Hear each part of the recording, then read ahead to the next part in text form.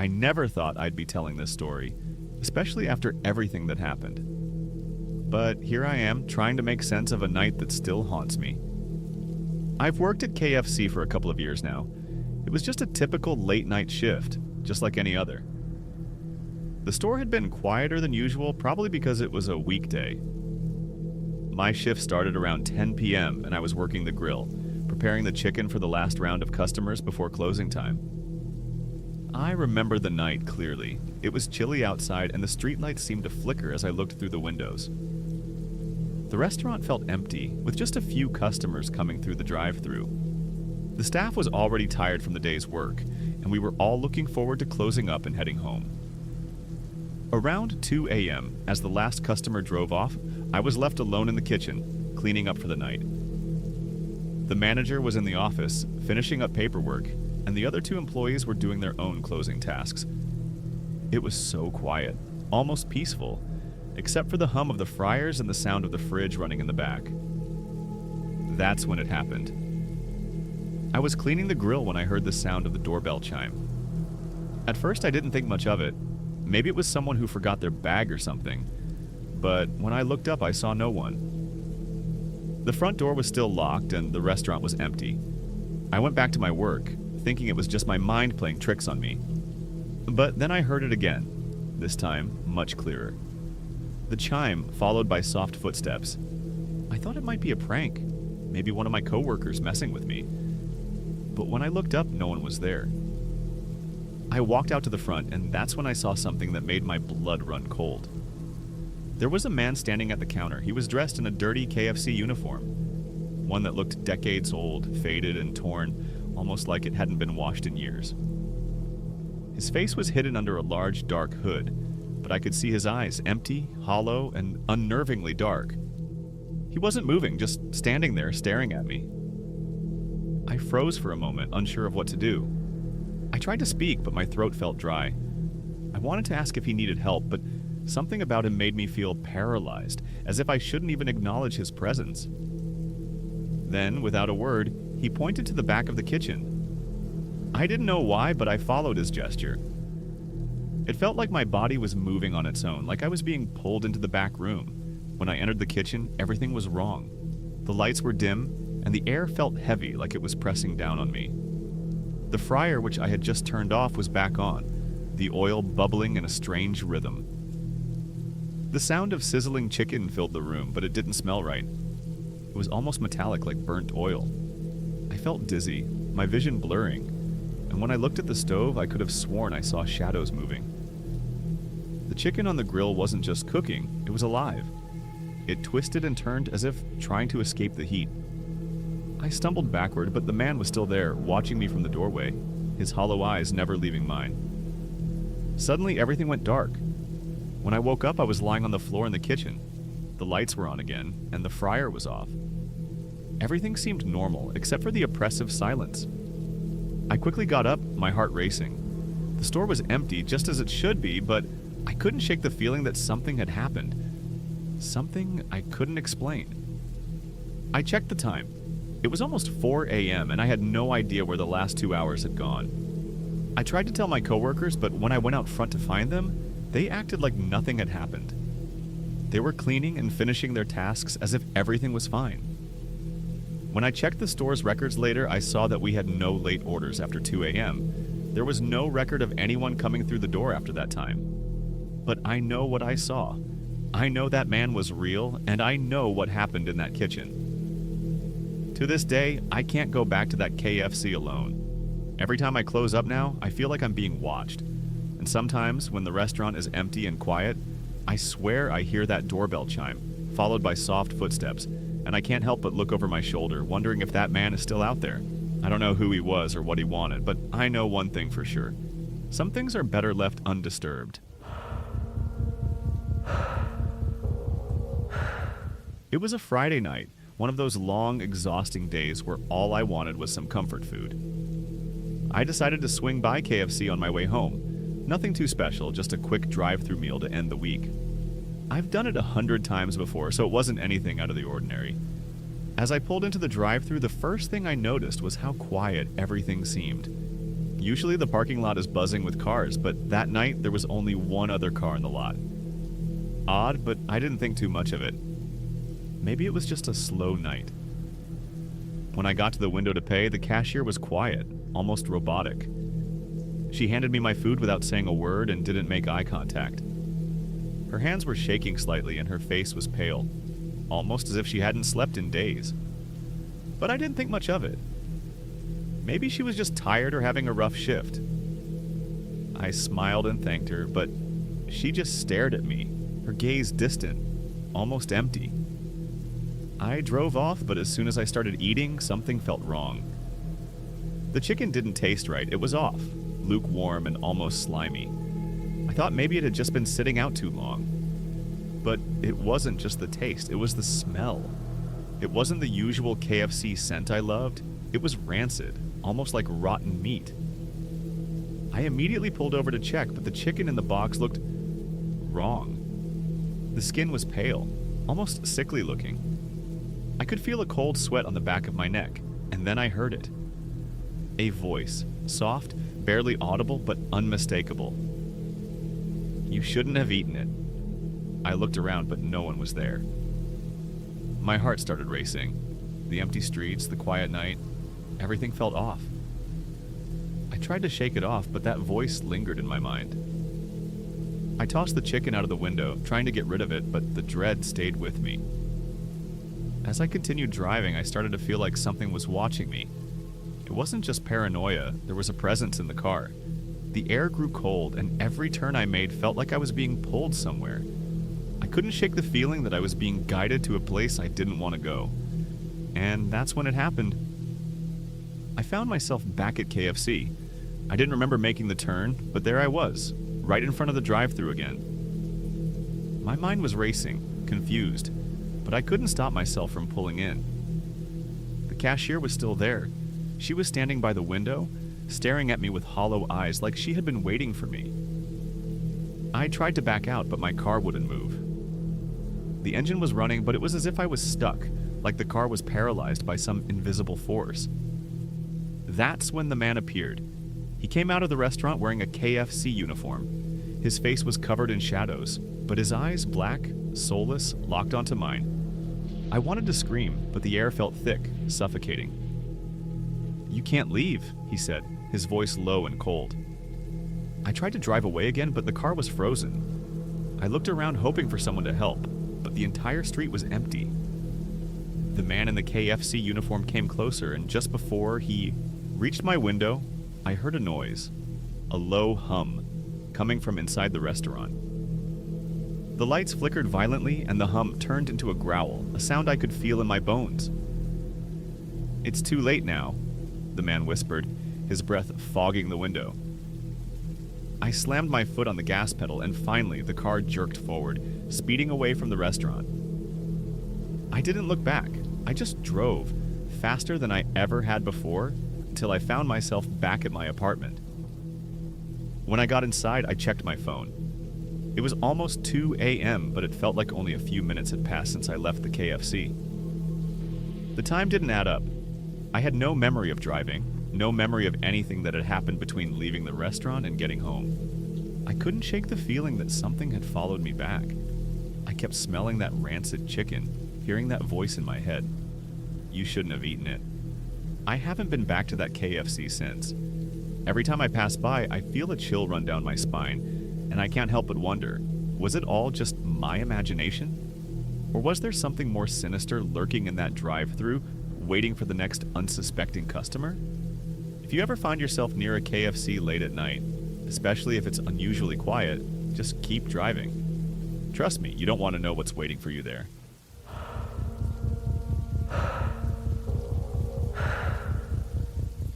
I've worked at KFC for over a year, but there's one night shift that still haunts me to this day. It happened a few months ago, and I can't explain what happened that night, but I'll never forget it. It was a Thursday around 10:30 p.m., and the restaurant had been pretty quiet all night. I was working the night shift with a couple of other employees, and we were all just finishing up the dinner rush. Most of the customers had left, and we were all looking forward to closing up and going home. I was working the fryer and my coworker Sarah was at the counter, while the manager Mike was in the office doing paperwork. The building was quiet, too quiet. The hum of the fryers and the sound of the fridge running in the back were the only noises filling the space. We'd been working in that routine all night, so it didn't seem unusual at first. Then, just as we were preparing to start cleaning, the back door, one that leads to the employee parking lot, creaked open. It wasn't wide open, just enough that it swung in the breeze. I thought it was probably just the wind, but something about it felt off. The door usually doesn't open unless someone walks through it. I told Sarah to check it out, but when she went over, no one was there. The door was still slightly ajar, and we both shrugged it off, thinking maybe it was just the wind or a malfunctioning latch. But then, the strangest thing happened. We started hearing noises from the back room. It sounded like something was scraping against the floor, like metal scraping on metal. At first I thought it might be the freezer door or something, but when I checked, everything seemed fine. The scraping continued, but no one was there. Mike was in his office, and Sarah and I were both in the kitchen. Then, out of nowhere, the deep fryer turned on by itself. I was standing right next to it when it happened. The light above it flickered and the oil began to heat up, even though I had just turned it off. I looked over at Sarah, who was just as confused as I was. I went to turn the fryer off again, but before I could, it suddenly stopped. The temperature gauge returned to normal and everything seemed fine again. I tried to shake it off, thinking it was just some weird glitch. But when I went back to check the back room again, that's when I felt it. The air was colder than usual and there was an unsettling feeling in the room. I couldn't put my finger on it, but something was wrong. I was just about to go back to the kitchen when I heard a soft voice, almost like a whisper, from behind me. "You're not alone." I turned around, my heart pounding in my chest, but there was no one there. The room was empty. I stood there for a moment, trying to convince myself I hadn't heard anything, but the feeling didn't go away. It was like I was being watched. I walked back to the kitchen quickly, and Sarah was already standing by the counter, looking at me with wide eyes. "Did you hear that?" she asked, her voice shaking. I nodded, and we both looked at the back room, now feeling a sense of dread creeping over us. Mike came out of his office a few minutes later, and we told him what had happened. He didn't seem convinced, but we could all feel that something wasn't right. We locked the back door, double-checked everything, and quickly finished up closing the restaurant. That night, as we were leaving, I couldn't shake the feeling that something had been there with us. It was almost like the building was alive, watching us. I've been back to that KFC many times since, but every time I walk in, I feel that same uneasy sensation, especially when I pass the back door. I'm not sure what happened that night, whether it was just the pressure of the late shift playing tricks on us, or if there was something more to it. But I'll never forget the sounds, the cold air, and that voice whispering, "You're not alone." Something about that night felt too real to just brush off.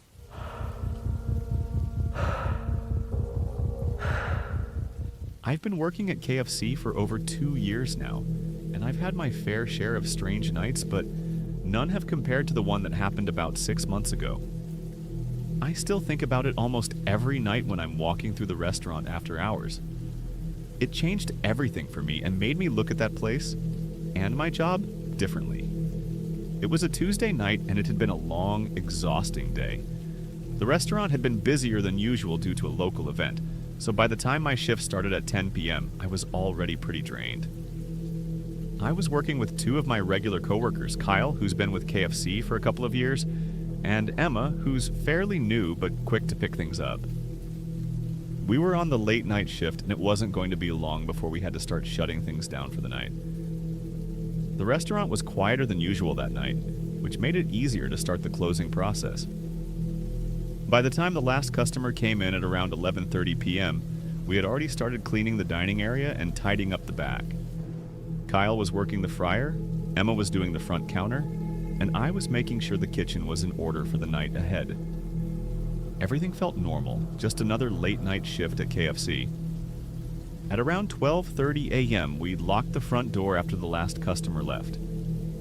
Kyle and I started wiping down the countertops, and Emma began gathering the leftover chicken and closing the warming bins. The lights were dimmed, and the kitchen was quiet except for the soft hum of the fryers and the occasional sound of the ice machine in the back. but then I heard something strange. It started as a faint noise, a soft tapping. I couldn't place it at first, but it was definitely coming from somewhere in the kitchen. I turned to Kyle. "Did you hear that?" I asked. He didn't answer right away, and I could tell by the look on his face that he had heard it too. It was like a rhythmic tapping, almost like someone was knocking on the walls or tapping the counters. I went to check the back room, but when I got there, there was nothing. No one was there. I walked back into the kitchen, and just as I was about to ask Kyle if he had heard anything more, it stopped. We shrugged it off, thinking maybe it was the building settling or some weird sound that comes with being in an old building like KFC. We went back to our work, but then things started to get weirder. Emma, who had been quiet for a while, suddenly called out from the front. "Hey, did anyone leave the front door open?" We both walked over, and she pointed toward the door. It was slightly ajar. Now, this was strange. None of us had gone near that door since we locked it when the last customer left. Kyle went to check it out, but the door was locked again as soon as he touched it. No sign of anyone being outside. We exchanged confused glances and went back to cleaning, but this time there was a noticeable unease in the air. Something didn't feel right. At that point, we all tried to ignore it and focus on finishing up, but every time I passed the door, I couldn't shake the feeling that someone was watching from outside. I don't know if it was my mind playing tricks on me, but I couldn't help but glance over at the window every few minutes. There was no one there. But that feeling of being watched didn't go away. It wasn't until about 1:45 a.m. that things took a really strange turn. I had just finished cleaning the fryer station when I heard it again. This time, much louder.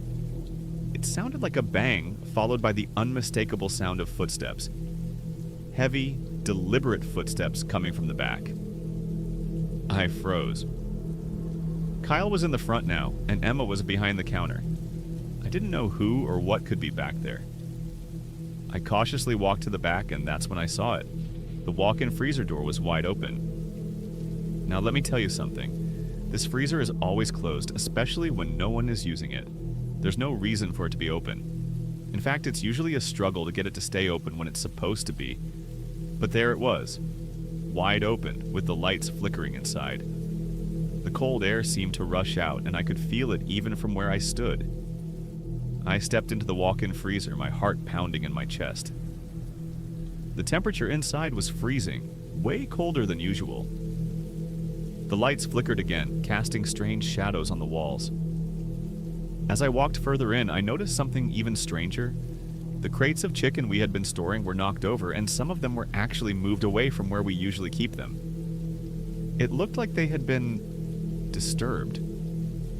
I backed out of the freezer, my mind racing. "Kyle, Emma, get in here!" I called out, my voice shaking.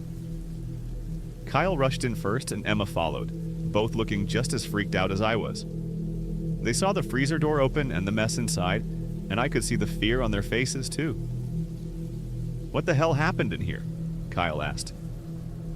"I don't know," I replied, "but I swear to God the door was closed before, and I heard footsteps." We stood there for a few moments, all of us staring at the freezer door, not sure what to do. But before we could make any decisions, we heard the tapping again. This time it was louder and more frantic, as if something or someone was trying to get our attention. We looked around the kitchen trying to figure out where it was coming from, but there was nothing. No one was there. The sound continued for a few moments, echoing throughout the restaurant before it suddenly stopped. The restaurant went completely silent. At this point, we were all on edge. We were exhausted, but something told me we couldn't stay here any longer. The atmosphere had shifted from unsettling to downright terrifying. We quickly finished closing up, locking the doors, and turning off the lights. But as we were walking out the back door, I glanced over my shoulder at the kitchen one last time, and I saw something that made my blood run cold. For just a second, in the corner of the kitchen by the fryer, I saw a shadow, a tall figure, dark and formless.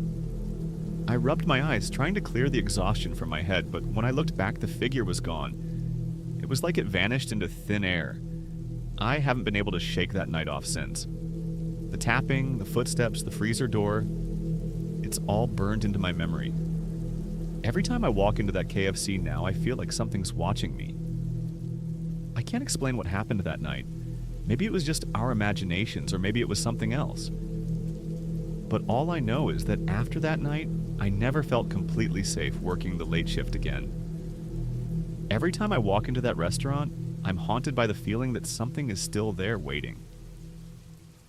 Thanks for watching. If these stories sent chills down your spine, don't forget to hit that like button and subscribe to Night Shrieks for more terrifying tales.